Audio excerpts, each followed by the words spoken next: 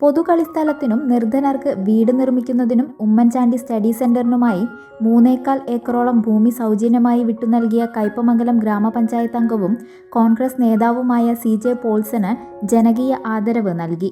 കോൺഗ്രസ് കയ്പമംഗലം നിയോജക മണ്ഡലം കമ്മിറ്റിയാണ് ആദരവ് സംഘടിപ്പിച്ചത്.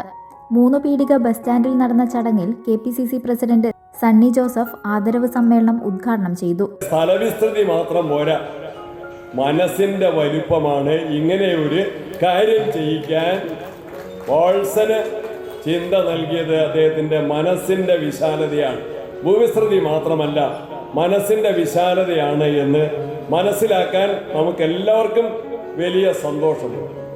ഇന്ത്യ രാജ്യത്ത് നമ്മൾ കേട്ട ഭൂദാന യജ്ഞം അത് വിനോബ ഭാവെയുടെ കാലത്താണ്. കേരള ഗവൺമെന്റ് അധികാരത്തിൽ വന്നിട്ട് അതിന് പുതിയ ഒരു ഓമന പേര് നൽകി, അതിന് ലൈഫ് മിഷൻ പദ്ധതി എന്ന് പേരിട്ട് വിളിച്ചു. പക്ഷേ അത് ലൈഫ് ഇല്ലാത്ത പദ്ധതിയായിട്ട് മാറി. ലൈഫ് മിഷൻ പദ്ധതിക്ക് ഇന്ന് ജീവനില്ല. ലൈഫ് എന്ന് പറഞ്ഞാൽ ഇംഗ്ലീഷിലെ ലൈഫിന്റെ മലയാളാർത്ഥം ജീവനാണ്. ലൈഫ് മിഷൻ പദ്ധതി ഇന്ന് ലൈഫ്ലെസ് പദ്ധതിയായി, ജീവനില്ലാത്ത പദ്ധതിയായി. അതിന് ഏറ്റവും വലിയ ഉദാഹരണമാണ് വടക്കാഞ്ചേരി.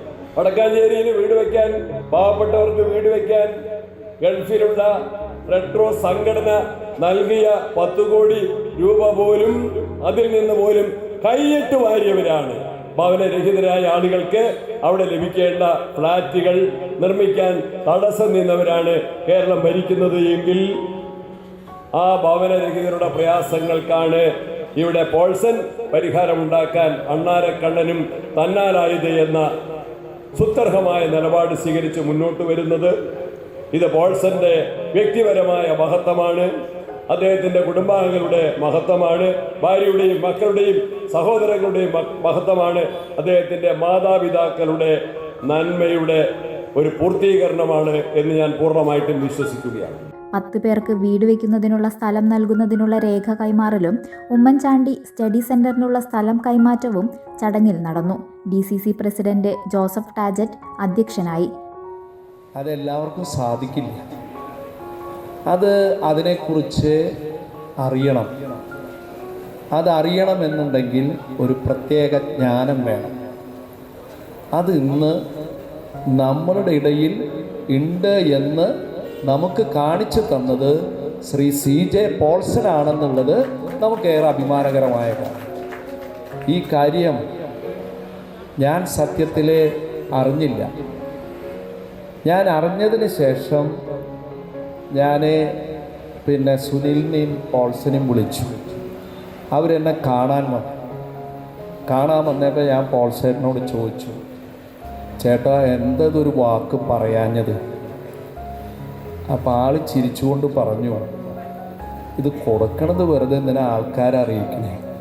അപ്പോഴാണ് എനിക്ക് മനസ്സിലായത് യഥാർത്ഥത്തിലെ സത്യക്രിസ്ത്യാനിയാണ് ബൈബിളിൽ പറയുന്നത് പോലെ വലതുകരം ചെയ്യുന്നത് അല്ലെങ്കിൽ കൊടുക്കുന്നത് ഇടതുകരം അറിയുന്നത്.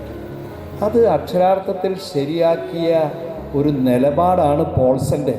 Benny Behanan MP, TN Prathapan, MP Vincent, CA Muhammad Rasheed, Jose Vallur, KB Sasikumar, TU Radhakrishnan, KV Dasan, Sonia Giri, MK Abdul Salam, PK Muhammad, KF Dominic, PMA Jabbar, CS Raveendran, TM Nasar, CC Baburaj, Sunil P Menon, KV Abdul Majeed, PB Moidu, CJ Joshy, Anas Aboobacker തുടങ്ങി നിരവധി നേതാക്കൾ പങ്കെടുത്തു. മഹത്തായ ഇന്ത്യയുടെ മുഴുവൻ വൈവിധ്യത്തെയും അതിൻ്റെ സങ്കീർണമായ അതിൻ്റെ ബഹുസ്വരതയെയും ഉൾക്കൊണ്ടുകൊണ്ട് ആ വൈവിധ്യവും അതിൻ്റെ ബഹുസ്വരതയും നമ്മുടെ നാടിന് ഒരു ദൗർബല്യമല്ല, അത് നമ്മുടെ നാടിൻ്റെ ഒരു സൗന്ദര്യമാണെന്ന് മനസ്സിലാക്കി ഇന്ത്യ രാജ്യത്ത് അത് കോർത്തിണക്കിക്കൊണ്ട് മുന്നോട്ട് പോകാൻ മഹനീയമായ ഒരു പ്രത്യയശാസ്ത്രവും ബൃഹത്തായ ഒരു ഭരണഘടനയും നാം രൂപം കൊടുത്തു. ഞാൻ കയ്പമംഗലത്തുകാരോട് പറയുന്നു, നമ്മൾ നേരിടുന്ന വെല്ലുവിളി ഇന്ത്യയുടെ മതേതരത്വത്തിനെതിരെയുള്ള വെല്ലുവിളിയാണ്. നമ്മൾ നേരിടുന്ന വെല്ലുവിളി ഇന്ത്യയുടെ ഭരണഘടനയ്ക്കെതിരെയുള്ള വെല്ലുവിളിയാണ്. നമ്മൾക്ക് ശപഥം ചെയ്യണം, നമ്മൾ തീരുമാനമെടുക്കണം.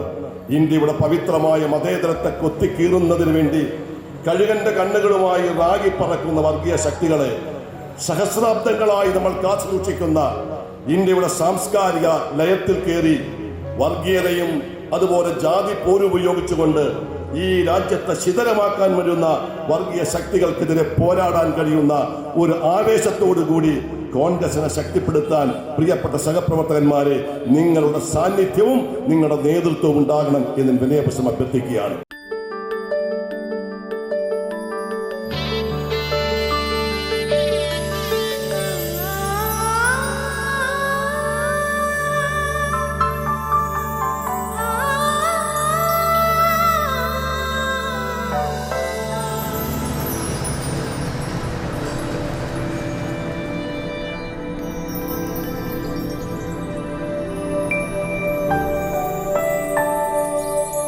നിങ്ങളുടെ അധ്വാനത്തിന് സത്യമുണ്ട്, ഞങ്ങളുടെ സ്വർണത്തിനും. Ishara gold and diamonds, Triprayar and Kodakara. സ്വർണത്തിന്റെ സത്യം.